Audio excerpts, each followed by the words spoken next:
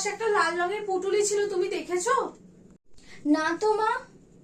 লাল রঙের, হ্যাঁ একটা লাল রঙের পুটুলি ছিল না? কি নোংরা হয়েছে মা পুটুলিটা। আপনি কি ধোন না কাপড়টা? আমি তো নিয়ে গিয়ে ভালো করে কাপড়টা আজকে কেচে কেচে ধুয়েছি। হায় হায়, কেন মা, নোংরা কাপড় ধুয়ে দিয়েছি এরকম করে বলছেন কেন? তুমি ধুয়ে ওটা কোথায় রেখেছো বৌমা?